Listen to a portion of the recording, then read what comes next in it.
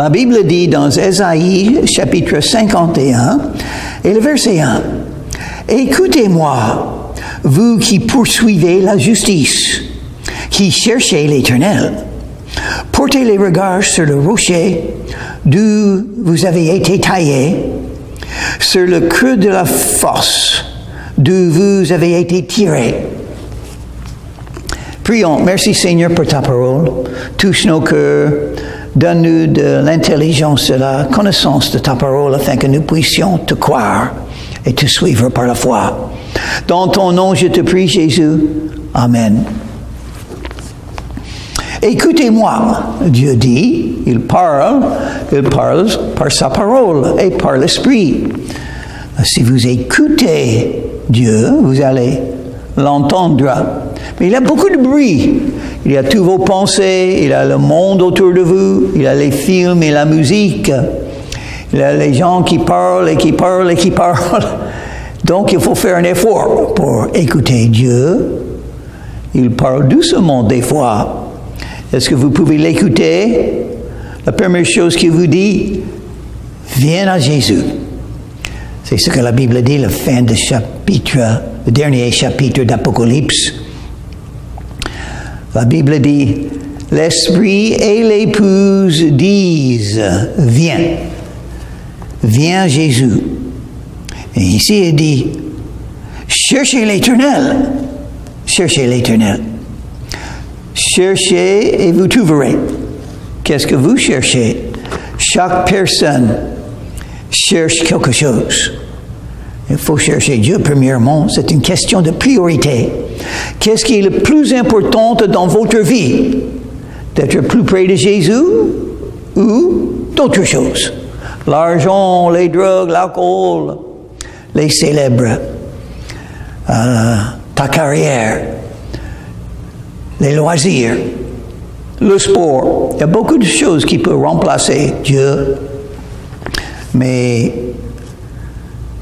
tous ceux qui cherchent Dieu vont le trouver.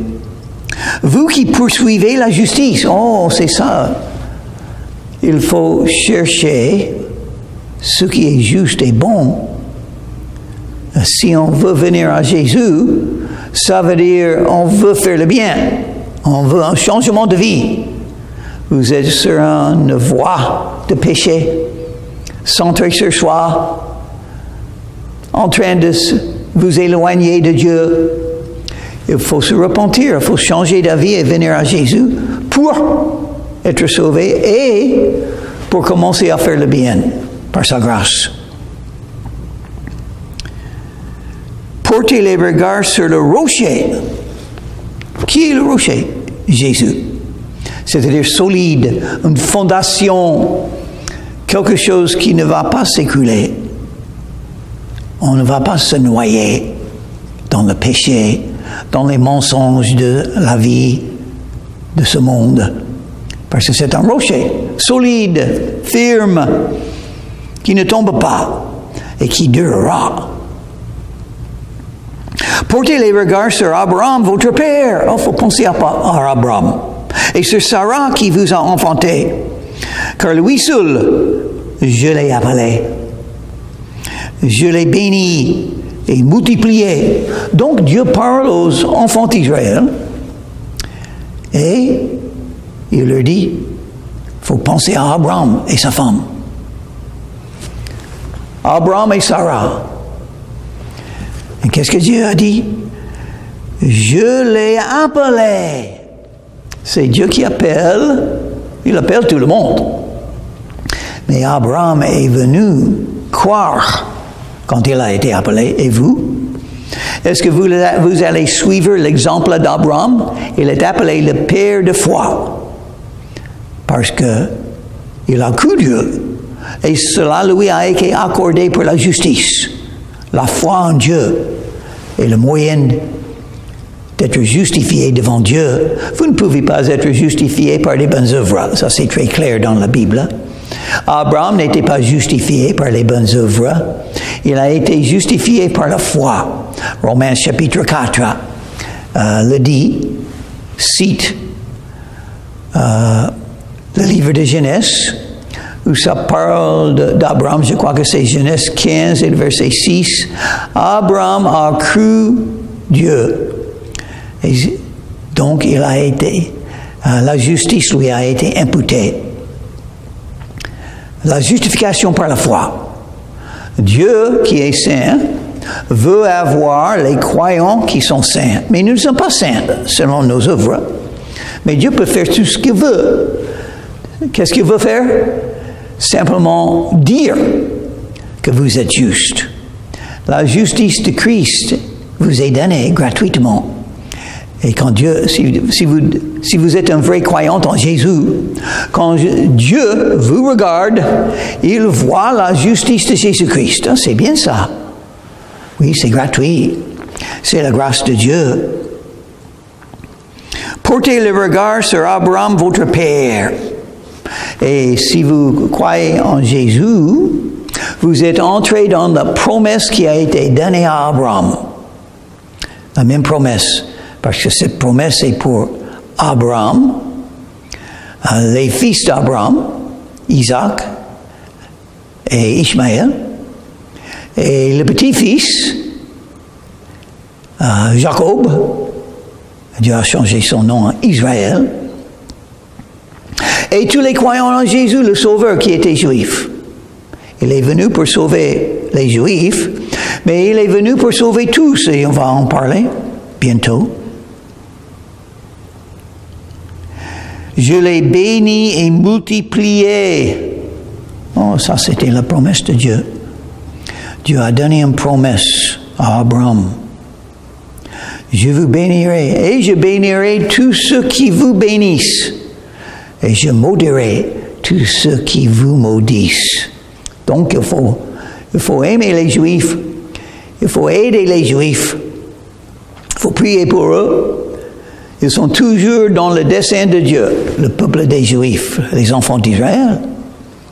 Et un jour, tous seront sauvés. Vous pouvez lire ça dans le livre des Romains. Tous les Juifs seront sauvés. Toute la nation d'Israël. Et Dieu a un dessein. Et il arrange les choses pour l'accomplir parce qu'il a un zèle pour le faire. Dieu a donné une promesse à Abraham, il n'oublie pas sa promesse, et même quand Ésaïe a écrit ces mots, chapitre 51, verset 2, portez les regards sur Abraham, votre père. Dieu n'oublie pas Abraham. Et si vous venez à Jésus, Dieu n'oubliera jamais ce que vous avez fait de venir à Jésus et croire en lui avec la même foi qu'Abraham avait. C'est pourquoi il est appelé le Père. Le Père dans le sens spirituel. Tous ceux qui croient en Dieu ont fait la même chose qu'Abraham a fait. Il a cru en Dieu. Ainsi, l'Éternel a pitié de Sion, Jérusalem. Il a pitié de toutes ses ruines. Ah, voilà un grand problème à ce moment-là dans le pays d'Israël. L'armée de Babylone est venue tout détruire. Donc c'était horrible. Un pays détruit. Les gens tués et d'autres emprisonnés. Mais Dieu est toujours là. Dieu décide l'avenir. Malgré la violence et la haine des hommes, Dieu va décider l'avenir des peuples des Juifs.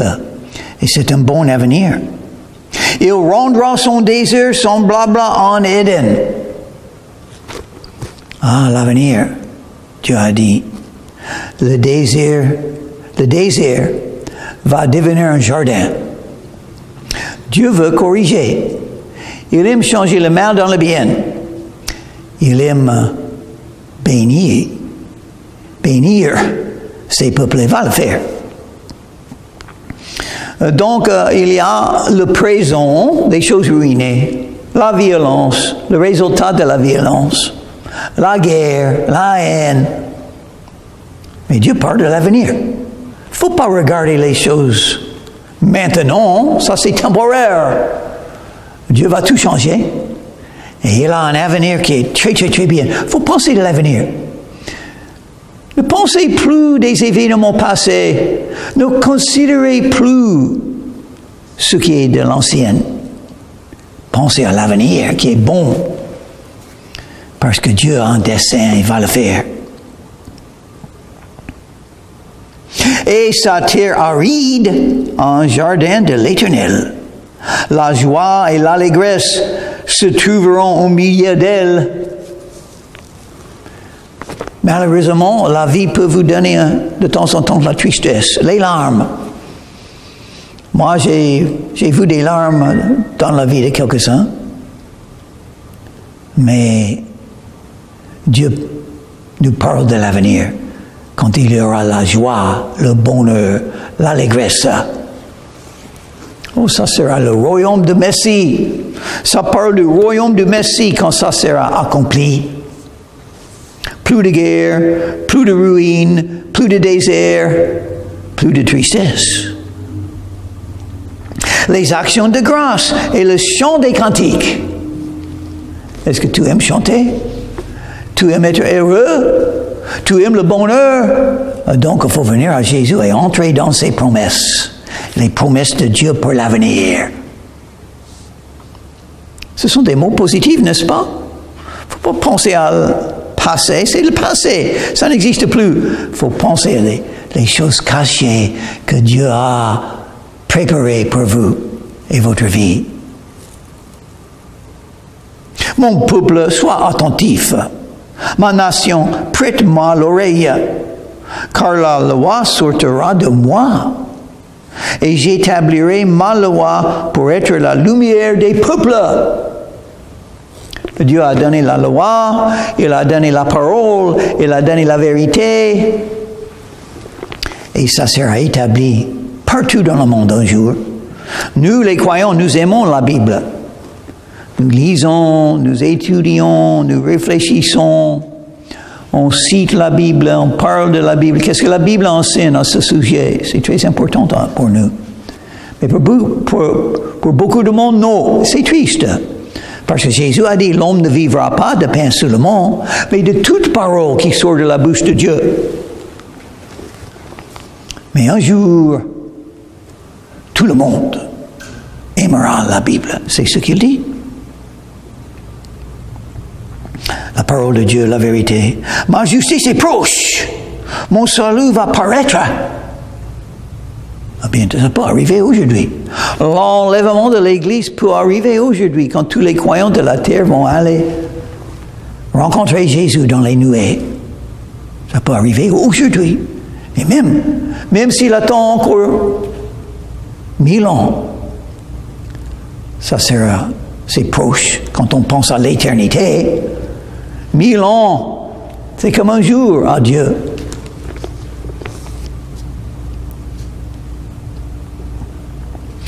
Mes bras jugeront les peuples. Les îles espérons en moi. On parle des Juifs, maintenant on parle de tout le monde. Les îles, les peuples. Elles se confieront en mon bras. Donc le bras de Dieu, ça parle de sa force. Il peut le faire.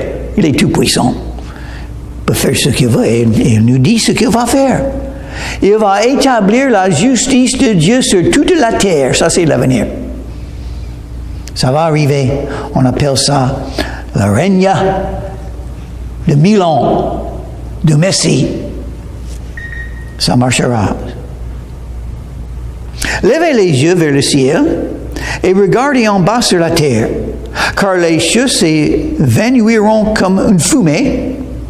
La terre tombera en lambeaux comme un vêtement, et les habitants périront comme des mouches.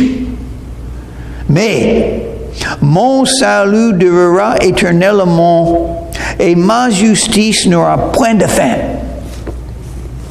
La justice de Dieu est là.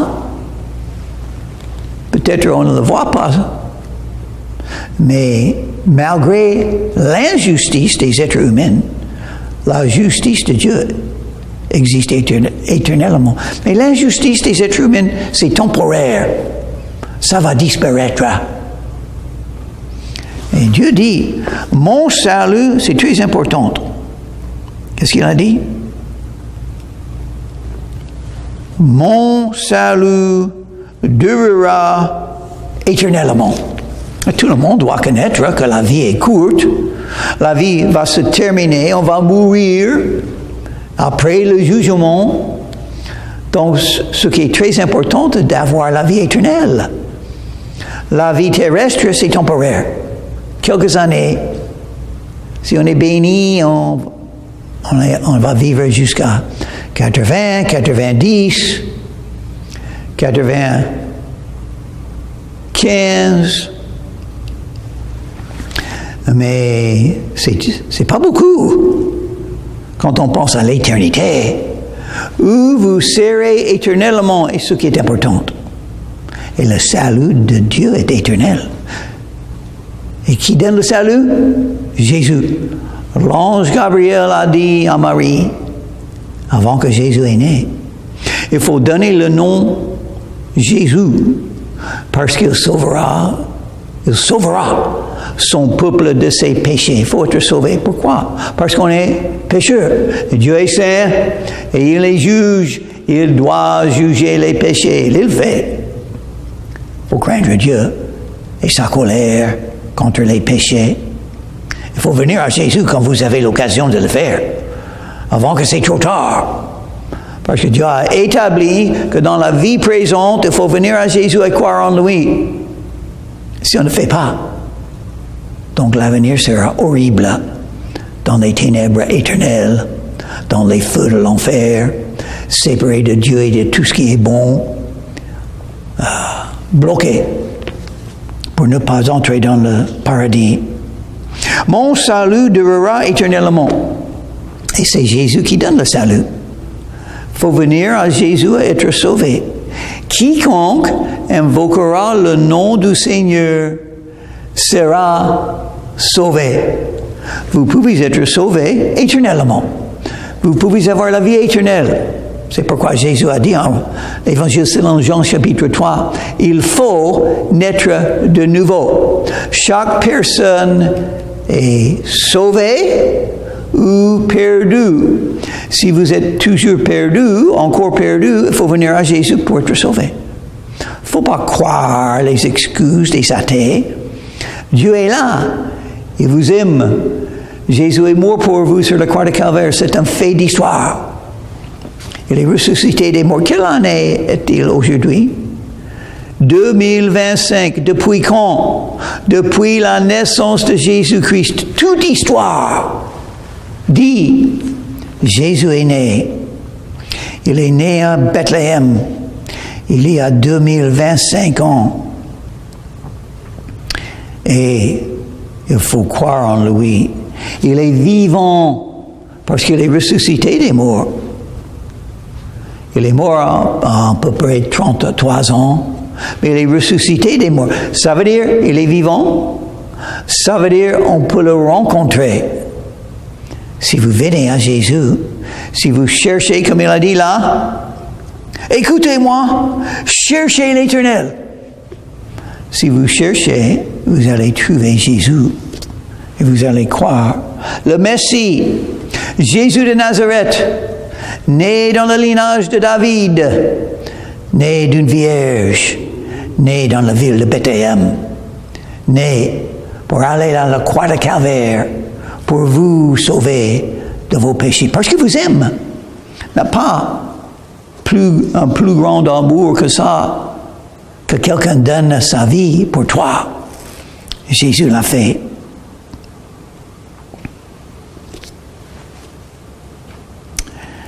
Levez les yeux vers le ciel et regardez en bas sur la terre. Tout va disparaître, sauf le salut. Il faut penser à ça. Tout est temporaire. La vie est temporaire. Le mariage est temporaire. La famille humaine est temporaire. Chaque personne va disparaître, quelques-uns tôt, quelques-uns un peu plus tard, mais ils vont disparaître. Et donc, on n'a pas besoin de beaucoup parler de ça. Ils vont mourir comme les mouches, Dieu a dit. Verset 7. Écoutez-moi, vous qui connaissez la justice, peuple, qui a ma loi dans ton cœur. On parle maintenant aux croyants. Mais nous avons maintenant, l'Ancien Testament, c'est le temps de la loi. Nous avons Jésus-Christ dans le cœur. On peut inviter Jésus, prier Jésus. Ça veut dire inviter Jésus à entrer. Parce que Jésus a dit, Apocalypse chapitre 3 et le verset 20, « Voici, je me tiens à la porte et je frappe. Si quelqu'un entend ma voix et ouvre la porte, j'entrerai chez lui, je souperai avec lui et lui avec moi. » Jésus frappe sur la porte. Quelle porte? La porte de votre cœur. Il veut entrer parce qu'il veut vous sauver. Mais il est poli. Et il ne se force pas. Il est gentil. Il est doux. Et il vous a donné le choix. Il frappe. Écoutez. Est-ce que vous pouvez entendre que Jésus est là? Il frappe sur la porte de votre cœur. Et vous y entrez. Et il le fera. Si vous ouvrez la porte, vous pouvez laisser la porte fermée. Et il ne peut pas entrer parce que c'est la situation qu'il a créée. Il donne à tous les êtres humains le choix. Vous pouvez être un athée si vous voulez. Vous pouvez entrer dans une fausse religion si vous voulez. Vous pouvez tout jeter et vivre seulement pour vous-même si vous voulez. Et vous allez périr éternellement. Et Dieu veut vous sauver. Jésus veut vous sauver. Il dit, ne craignez pas l'opprobre des hommes. C'est ce qu'il dit aux croyants. Ne craignez pas. Ne tremblez pas devant leurs outrages. Pas de crainte. Pas de peur. Beaucoup de courage, beaucoup de confiance, beaucoup de joie, beaucoup de force pour tous les croyants qui croient les promesses de Dieu. Le Tout-Puissant même, il va me protéger. Il a un dessein pour ma vie. Je ne vais pas mourir avant qu'il décide. Il décidera le jour que je quitte la terre. Et pour moi, ce sera simplement l'entrée dans le ciel grâce à Jésus. À l'âge de 19 ans, j'étais à genoux, mes yeux fermés, et j'ai invoqué le nom de Jésus et il m'a sauvé. Il s'est manifesté à moi dans un sens spirituel, à mon cœur, à mon âme. Il m'a sauvé. Donc, il me dit maintenant, il ne faut rien craindre. Oh, avant d'être sauvé, j'étais très timide, beaucoup de peur, de soucis. Et heureusement, j'avais peur de l'enfer un jour. Donc, je suis venu à Jésus pour être sauvé. J'avais peur de l'avenir, ce que je ferais comme un pécheur. Donc, je suis venu à Jésus pour être sauvé. J'avais peur de ma passé, tout ce que j'ai fait. Donc, je suis venu à Jésus pour te pardonner. Mais maintenant, Dieu me dit, il ne faut rien craindre. Il faut avoir peur de personne. Parce que Dieu est là pour me guider, pour me protéger. Et si quelqu'un me fait le mal, c'est la volonté de Dieu et je le souffrirai pour lui et sa gloire. Heureusement. Et même, je crois des fois, je cherche d'être persécuté parce que je vais entrer dans les rues. Je vais parler avec les étrangers. Je vais dire le nom de Jésus. Je vais dire, Jésus vous aime. Il veut vous sauver. Et donc, ça c'est ma joie maintenant. Pourquoi un croyant peut faire ça? Tout le monde a peur des autres, n'est-ce pas? Les autres peuvent me persécuter. Ils peuvent me mépriser. Ils peuvent se moquer de moi. Mais ça me donnerait la joie. Parce que Jésus a dit, ceux qui me confessent devant les hommes, je confesserai devant le Père qui est dans les cieux. Et donc, je crois ce que Jésus a dit. Et j'aimerais bien nous parler de moi. Moi qui est peut-être le pire de tous les croyants. Et le Père et Jésus vont parler de moi au ciel. Et tout ce qu'il me faut, c'est parler à quelqu'un de Jésus. Donc, je crois que je vais le faire. Par la grâce de Dieu, je le ferai. Car la teigne les dévorera comme un vêtement, et la grâce et la guerre les rongera comme de la laine, mais ma justice durera éternellement. Et mon salut s'étendra d'âge en âge. Il ne faut jamais oublier. Si vous êtes sauvé par foi en Jésus, il ne faut jamais oublier. Vous avez la vie éternelle.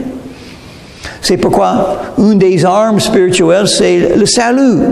Pensez au fait, le casque du salut. Pensez au fait que vous êtes sauvés éternellement. Vous avez la vie éternelle par foi en Jésus. Vous allez vivre éternellement. Il n'y a rien à craindre. Vous êtes entrés dans la victoire. Jésus vous donnera la victoire. Il va tout détruire des méchants, le diable, l'antéchrist, quand il revient. Et vous allez entrer dans cette victoire avec lui. Vous serez un soldat dans l'armée de Jésus. La victoire. Surtout, le diable, la chair, le monde, les ténèbres spirituelles. Et vous aurez cette victoire. Réveille-toi, réveille-toi, revêt-toi de force, bras de l'Éternel. Réveille-toi, comme au jour d'autrefois, dans les anciens âges. N'est-ce pas toi qui as bâti l'Égypte, qui transperça le monstre? Dieu donne la victoire. Il a fait dans le passé une valeur, un bénéfice de lire l'Ancien Testament. On voit tous les temps que Dieu a fait des miracles pour aider les croyants. Et un des grands miracles, c'était d'échapper, de quitter l'Égypte après les 10 jugements. La mer a été divisée en deux. Ils ont traversé sur la terre sèche. Quel miracle! Et Dieu fait la même chose pour nous. Quand il vous semble que vous êtes attrapé, quand pas de moyen d'échapper, Dieu le fera. Il fera un chemin où il n'existe pas un chemin encore. Parce qu'il peut tout faire et il vous aime. Il a un dessein pour votre vie. Moi, je tombe maintenant. J'aimerais bien faire quelque chose. Quelques mots de témoignage, quelques petits enseignements de la Bible. Je ne peux pas très bien faire parce que je suis le pire de tous les croyants peut-être. Je suis le pire de tous les prédicateurs. Mais je dois le faire quand même parce que j'ai l'appel à faire ça. Et l'appel et les dons de Dieu sont irrévocables. Ça, je sais. J'ai confiance en cette promesse. Dieu est miséricordieux. Et je dis, même avec mon cœur faible et ma vie petite, je dis à Dieu, me voici, envoie-moi. Et j'aimerais bien qu'il m'envoie en France. Je ne suis pas encore là, mais je serai dans un mois, si Dieu le veut. Pendant un mois.